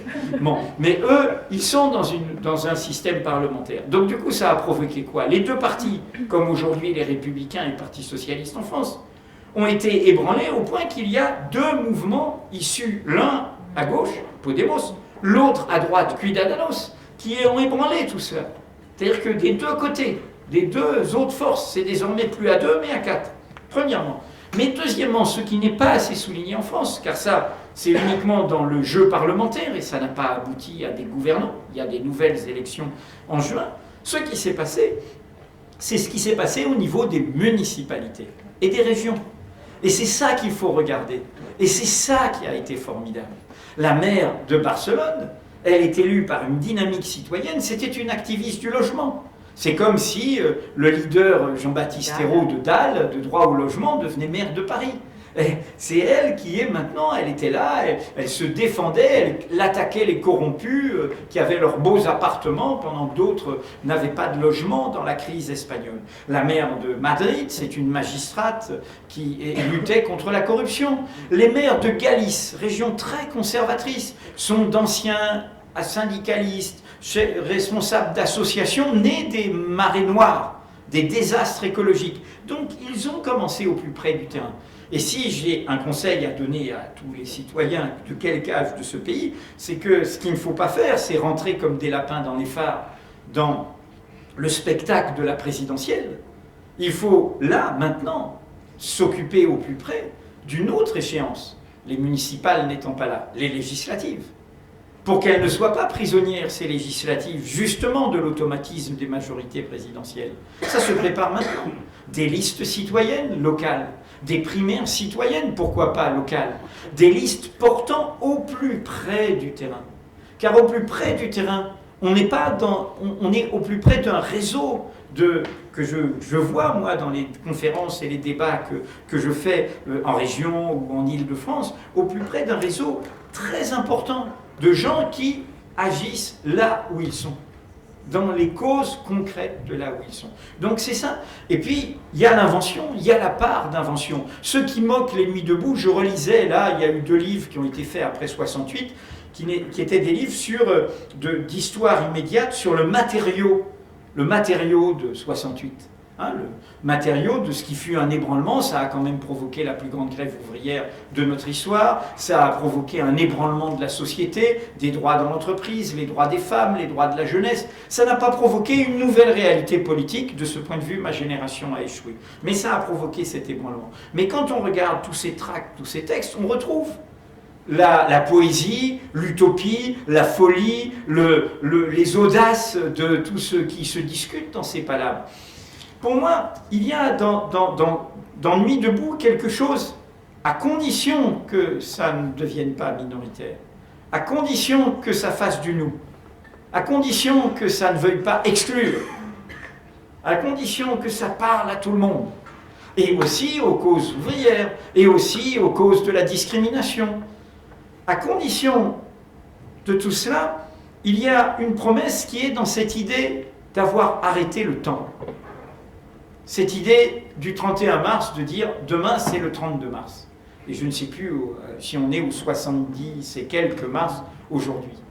Cette idée et qui est au cœur de quelque chose que Walter Benjamin soulignait dans ses thèses sur le concept d'histoire, un texte de 1940, où Benjamin se suicide peu après et il parle du passé qui brille comme un souvenir à l'instant du péril. Et il convoque cette idée que il y a l'horloge du temps mécanique, quantitatif, de l'usine, qui tourne, qui est un temps morne, vide, qui doit toujours, éternel comme ça. Et puis il y a le calendrier, qui est quelque chose que l'on va inventer, qui n'est pas ce temps mécanique. Il rappelle que la Révolution française a évidemment inventé son calendrier. Ce que fait Nuit debout, en disant on arrête l'horloge, on invente notre calendrier. Et il rappelle d'ailleurs ce fait très poétique qu'en 1830, pendant les Trois Glorieuses à Paris, certes, révolte sur la liberté de la presse, on l'oublie trop, c'est la colonne qui est à la place de la Bastille, les journées du 27, 28, 29 juillet 1830, certains des révoltés du faubourg Saint-Antoine tiraient avec leurs fusils sur les horloges murales pour arrêter ce temps de la domination. Et ça veut dire quoi? Ça veut dire ouvrir l'espace des possibles.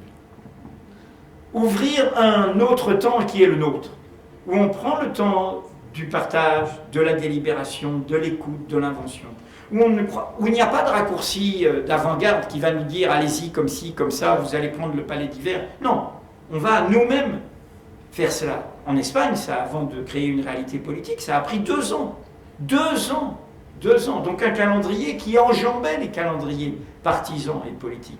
Calendrier de la société qui travaille, qui s'organise, qui s'entête, qui ne renonce pas. Et pour moi, c'est cela. Quand je dis parier sur l'improbable, c'est que l'improbable va nous apporter aussi ce que nous ne savons pas. Du moins, je l'espère. Et en tout cas, vous savez, dire-nous, se termine par cette adresse à la jeunesse. C'est un livre qui se termine par une adresse.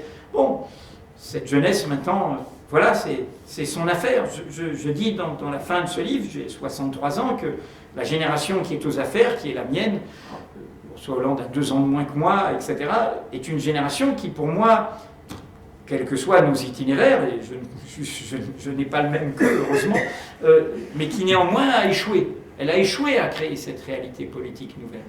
Et donc, voilà, ça ne veut pas... Il faut... Moi, je transmets cet entêtement. J'avais un bon ami, Daniel Ben Saïd, qui a titré son autobiographie de ce titre « Une lente impatience ». Ça veut dire que nous avons l'impatience du refus, du non, mais nous prenons le temps de faire du non. Bonsoir et merci beaucoup pour votre intervention. Vous mentionnez souvent mai 68, la Commune, les révolutions. Est-ce que vous pensez que l'invention du nous et le passage à cette nouvelle réalité peut se faire sans violence?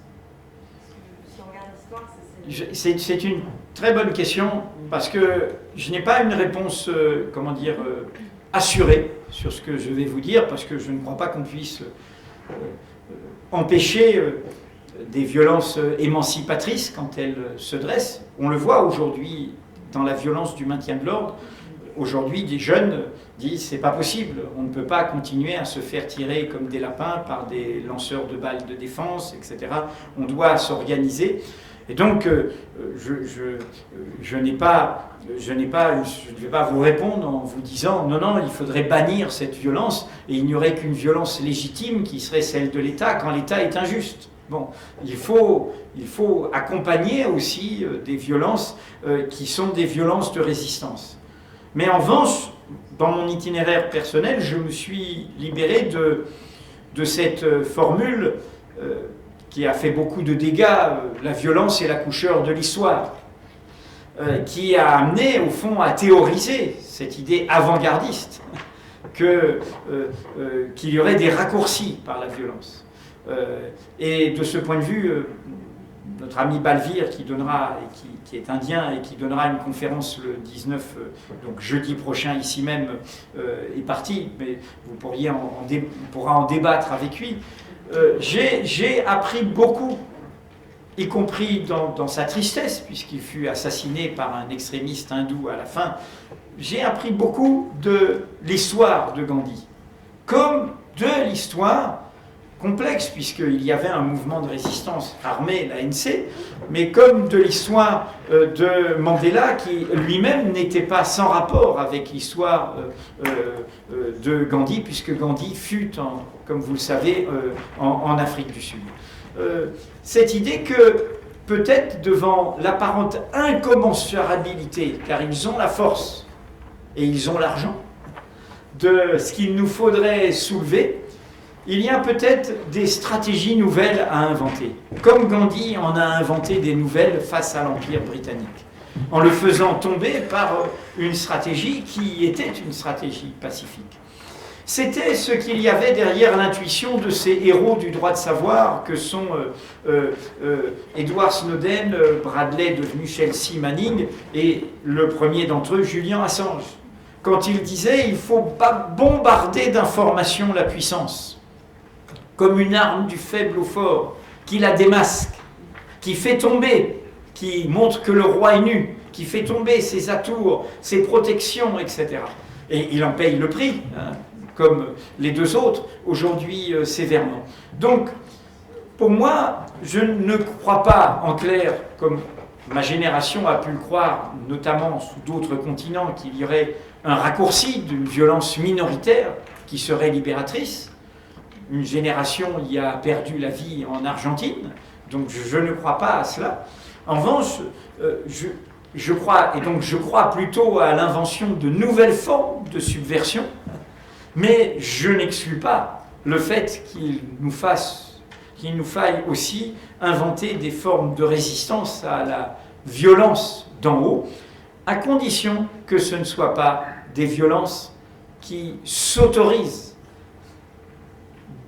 seules, en rompant tout lien avec le nous. Et dans ce cas-là, ce sont des violences qui, comme toute violence minoritaire, feront le jeu de l'ordre établi. Je crois qu'aujourd'hui, il importe de redonner confiance, de redonner courage, et que la vitupération orale ou la violence immédiate ne donnent pas forcément courage, ne font pas du nous. Il faut arriver d'abord à faire masse, à faire nombre. Et que la première question qui nous est posée, c'est celle-là. Comment refaire masse? Comment refaire nombre? Et on le voit bien quand un mouvement social s'ébranle, les forces de la haine et de la peur ne sont plus là. Ils travaillent toujours en sous-main pour essayer de récupérer le désespoir aux élections. Mais quelle est la première force politique à demander l'interdiction des nuits debout? Le Front National. Quelle est la première force politique à ne pas être évidemment du côté de la défense du droit du travail? Le Front National, l'extrême droite. Donc nous voyons bien qu'à partir du moment où on se met en branle, on les fait reculer. Et c'est pour ça que pour moi, avant de se poser la question de la violence, se pose plutôt la question, je l'ai dit tout à l'heure, de l'élargissement, de l'approfondissement, de l'extension de ce chemin qui est celui donc des causes communes. Oui. Moi j'avais une question à poser, donc j'apprécie également votre réflexion parce que finalement elle nous enchante, elle nous donne de l'optimisme. Merci. Je vis en banlieue 93. Oui. J'y suis depuis des années et j'ai toujours espéré que nous puissions tous ensemble, ce nous, puisse exister. Je pense que de nombreuses associations, de nombreux individus sont battus, trompés. Et malheureusement, j'ai l'impression que ça rétrograde à une vitesse terrible, au point où les questions qui ont été posées pour les deux jeunes filles, que je trouve intéressantes, c'est en gros, pour ceux qui habitent dans ces lieux, je pense aux banlieues, mais je pense aussi aux zones rurales, où ce n'est pas mieux, où il y a enfermement, exclusion, et que cette exclusion est grandissante, avec pratiquement un oubli même de la population, y compris de ceux qui ont un état d'esprit très positif et qui voudraient se nouer. J'ai l'impression que rien n'est fait. Enfin, quand je dis rien n'est fait, j'abuse. Beaucoup d'adultes font, mais ça, on n'en sort rien. Et vous disiez tout à l'heure, le but c'est d'être citoyen. Je me pose la question, que fait-on pour ramener une grande jeunesse, parce que ce sont quand même des zones fortement peuplées en jeunes, comment on fait pour leur redonner cet enchantement à la citoyenneté? Je vais vous dire. Pour leur enlever cette espèce de haine qui s'est construite peu à peu à la suite de l'explosion, en sachant qu'ils ont fait part de leur indignation à leur manière, avec de la violence, avec tout un tas de formes différentes, et que peu de gens s'en sont occupés. Je vous dis, puisque, comment dire, j'entends, ma réponse est, vous avez dit, non mais je réponds pas au nom de tout le monde, je vais répondre au nom de moi et de Mediapart. Toutes ces associations qui font ce travail, elles me convient dans ces lieux. Je parle dans ces lieux. J'étais lundi soir convié à Saint-Denis, j'étais hier à Saint-Ouen-l'Aumône, je vais être à Dijon invité par le comité contre l'islamophobie. À Saint-Denis, c'était autour de la laïcité et avec des associations de quartier, etc. Et à Dijon et à d'autres, enfin je prends les rendez-vous récents. Et parfois on me reproche d'en prendre trop. Mais comment dire, c'est une forme d'engagement parce que pour moi la réponse c'est qu'il faut débloquer en partageant un imaginaire d'abord. Beaucoup de cette jeunesse considèrent que le discours d'en haut, de tous ceux qui sont en haut et installés, est un discours dans lequel ils ne peuvent pas se reconnaître. Il y a une association à la Goutte d'Or, qui est une association de quartier qui fédère la jeunesse de la Goutte d'Or. Il y a quelques vieux Chibani encore qui sont là, mais c'est plutôt une immigration issue de l'Afrique subsaharienne, du Mali qui est là. Eh bien, dans cette association, avec les éducateurs, etc., ils ont vu ce que je faisais, ce que je disais, ils m'ont demandé de venir. Et comme je vous dis, je dis oui à ces... Je pense que c'est ou mon devoir, ou ma dette, ou mon engagement, ou mon plaisir, prenez-le comme vous voulez. Donc je me suis retrouvé, cette association, avec les jeunes qui avaient joué avant, et tout ça, et puis, bon, on a discuté pendant 3 heures. Une partie de ce que j'ai fait là, notamment l'exposé sur la loi de 1905, je l'ai fait là. Les jeunes, ils sont venus me voir après. Les jeunes qui, beaucoup, sont musulmans, de familles pratiquantes, etc. Et vivent les discriminations au quotidien. Ils sont venus me dire, hey, monsieur, si c'est ça la laïcité, on kiffe. Hein. Donc, je ne dis pas qu'un mot ne suffit pas à débloquer les choses. Mais un enseignant vous dira combien parfois, dans une relation, on arrive. Donc moi, je pense que, pour moi, il y a une bataille, et de ce point de vue, je suis fidèle à Édouard Glissant. Je pense qu'il y a d'abord une bataille de l'imaginaire. Et ça m'a bien plu que vous disiez que ça donne du courage, que c'est poétique, que ça réenchante, etc. Je pense qu'il faut d'abord faire ça. Il faut s'élever, se relever. Bon. Alors, je ne suis pas le seul. Je pense qu'en plus, ce que je dis se diffuse, est repris par d'autres, fait son chemin, que les mots n'appartiennent pas. Alors après, bien sûr, on aimerait que, se dit, qui va représenter ça pendant la campagne présidentielle, où on va avoir tous ces discours stigmatisants à nouveau, qui va faire que tout cela soit présent. J'ai envie de vous dire, fermez tous les médias, lisez Mediapart, et puis par ailleurs, encore une fois, ça prend du temps. Mais prenons ce temps-là de construire ça. Vous savez, dire-nous, une des premières conférences que j'ai faites, j'ai été invité à Nice. À Nice, j'allais dire en terre de mission. Hein. Il y avait plein de monde, il y avait gros succès, et une nuit debout démarrait à Nice. Je partais le soir même, donc ils voulaient que j'aille, place Masséna à Nice, intervenir. Bon, des jeunes, voilà, tout ça, vous savez, cela commence toujours par des minorités.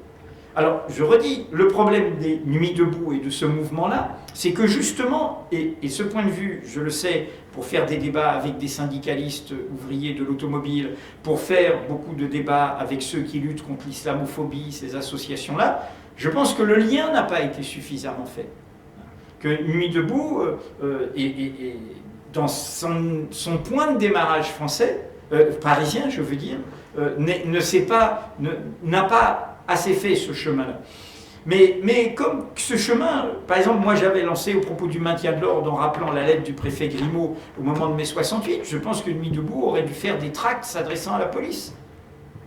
Je veux dire, tout le monde hait la police et déteste la police, c'est un mot d'ordre stupide, comme CRSSS. En revanche, faire un appel, leur dire, mais attendez, qu'est-ce qu'on vous fait faire là? Et vous êtes vous-même des travailleurs sous l'uniforme, et souvent vous venez de telle famille, de tel milieu, etc. C'est-à-dire qu'il faut aussi faire ce chemin-là. Et donc, voilà. Ce que vous décrivez, bien sûr, c'est bon, on va le dire tout net, hein, quand la droite fait la saloperie, c'est grave, mais il y a l'espoir que par une simple équilibre physique à gauche, autre chose surgisse. Quand la gauche fait la saloperie, c'est bien pire. Ça tue l'espoir. Donc nous sommes dans cette situation-là. Alors on ne va pas se laisser tuer l'espoir, c'est pour ça qu'on dit, bon ben c'est, voilà, on y va. Ce que je voulais dire, moi je pense vraiment à ce que vous avez dit tout à l'heure, c'est aller vers l'autre. Et je prends l'exemple de ces banlieues parisiennes, qui est vrai sur les villes de France, etc. C'est multiplier ce aller vers l'autre. Oui. Je donne l'exemple de la fête de l'humanité qui a lieu dans le Grand Parc de la Courneuve. Quand on interroge les jeunes qui s'y déplacent, ils ne connaissent de la banlieue que cette fête de l'humanité. Et ils n'ont aucune notion de ce qui passe. Le vivre ensemble, par contre, est plutôt bien vécu. Ah mais moi, je n'aime pas ces gens qui disent, et ce n'est pas votre cas justement, qui disent il faut s'occuper du vivre ensemble. Moi j'y vais, je prends le train, je vais, etc. On vit ensemble. On vit ensemble. Après qu'il y ait des problèmes, mais on vit ensemble. Bien sûr.